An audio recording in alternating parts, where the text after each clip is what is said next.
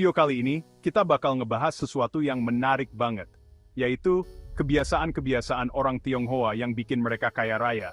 Pasti udah pada sering denger kan, gimana orang Tionghoa jago banget cari duit. Nah, ternyata ada beberapa kebiasaan turun-temurun yang jadi rahasia kesuksesan mereka. Tapi gua nggak bilang ini jaminan sukses instan ya.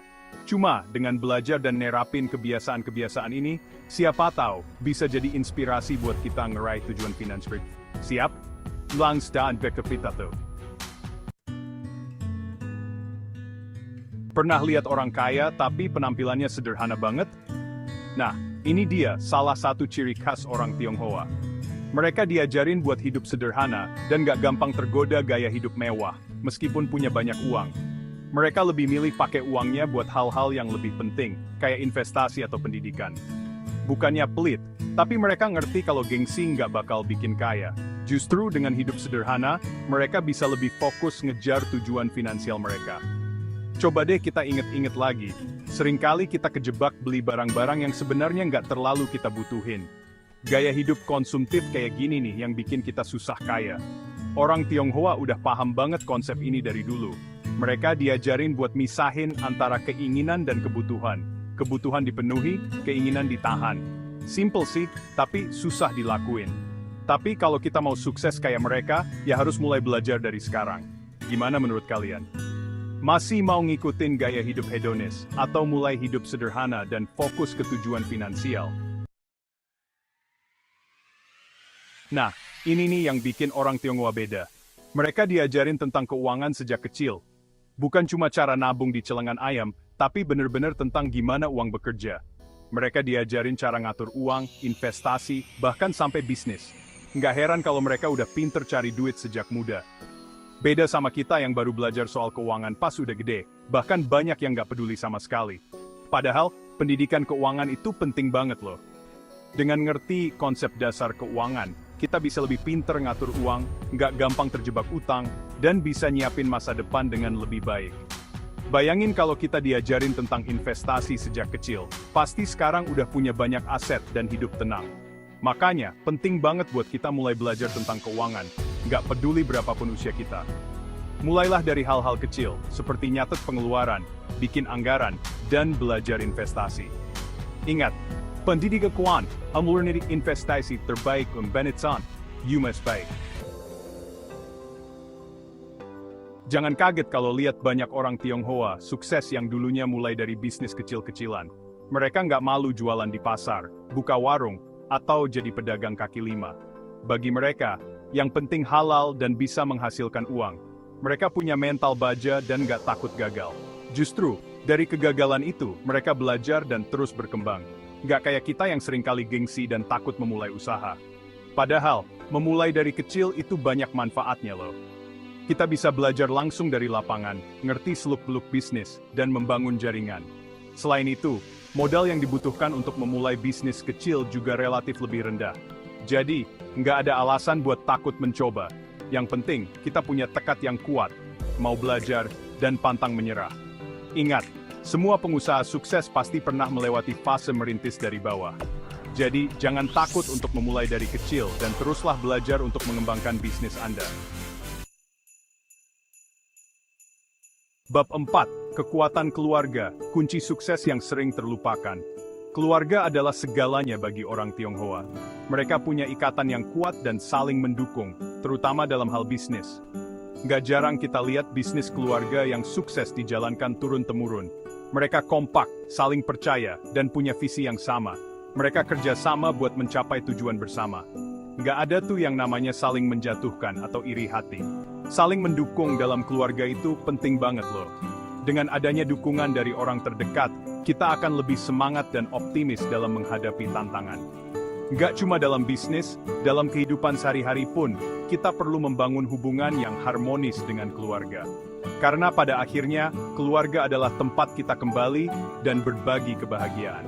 Jadi, yuk kita perkuat ikatan dengan keluarga, saling mendukung dan menginspirasi satu sama lain untuk mencapai kesuksesan bersama. Bab 5. Main aman atau cupu. Strategi mengelola risiko ala orang Tionghoa. Orang Tionghoa terkenal dengan kehati-hatiannya dalam mengambil keputusan, terutama yang berkaitan dengan uang. Mereka nggak mau gegabah dan selalu memperhitungkan segala risiko. Sebelum memulai bisnis atau investasi, mereka akan melakukan riset mendalam, menganalisis pasar, dan mempertimbangkan segala kemungkinan. Mereka nggak mau terjebak dalam situasi yang berisiko tinggi. Mengelola risiko dengan bijak itu penting banget loh. Kita nggak mau kan, uang yang susah payah kita kumpulkan hilang begitu aja, karena keputusan yang gegabah. Belajarlah dari orang Tionghoa.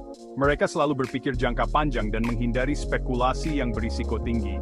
Mereka lebih memilih investasi yang aman dan stabil, meskipun keuntungannya nggak instan. Ingat, dalam bisnis dan investasi, risiko selalu ada. Yang membedakan adalah bagaimana kita mengelolanya dengan bijak.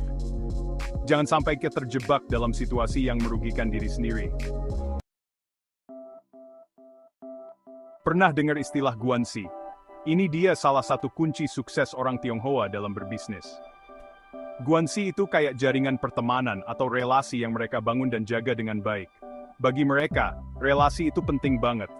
Mereka percaya kalau punya hubungan baik dengan banyak orang, peluang dan kesempatan bakal terbuka lebar. Nggak cuma dalam bisnis, dalam kehidupan sehari-hari pun mereka sangat menghargai hubungan baik. Mereka selalu berusaha untuk membantu dan saling mendukung satu sama lain. Membangun relasi yang kuat emang butuh waktu dan usaha. Tapi, manfaatnya bakal kerasa dalam jangka panjang. Relasi yang baik bisa membuka pintu kesuksesan, baik dalam karir maupun bisnis. Jadi, mulai sekarang, cobalah untuk membangun relasi yang baik dengan orang-orang di sekitar kita. Siapa tahu, di antara mereka ada yang bisa menjadi partner bisnis, atau bahkan sahabat sejati.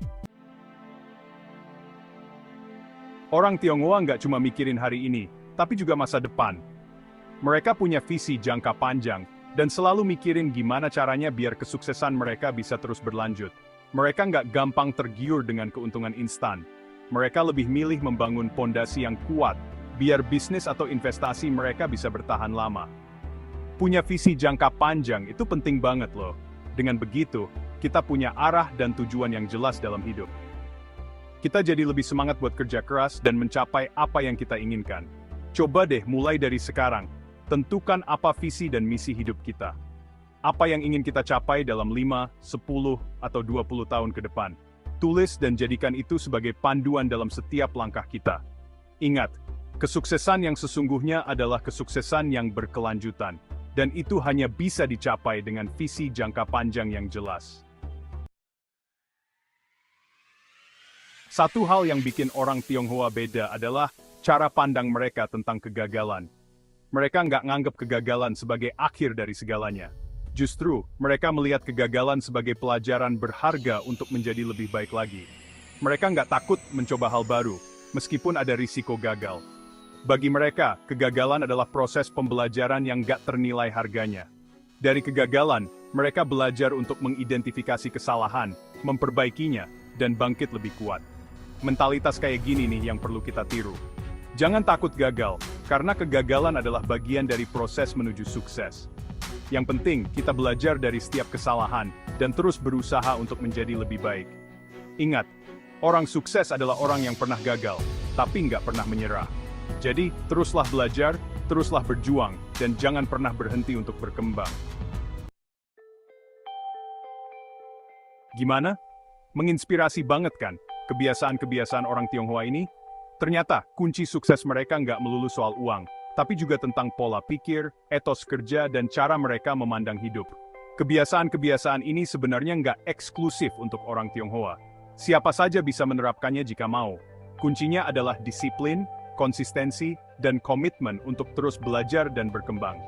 Mulailah dengan hidup sederhana, belajar tentang keuangan, dan jangan takut untuk memulai dari kecil. Dengan menerapkan kebiasaan ini, Anda juga bisa mencapai kesuksesan finansial. Jadi, apa langkah pertama Anda hari ini?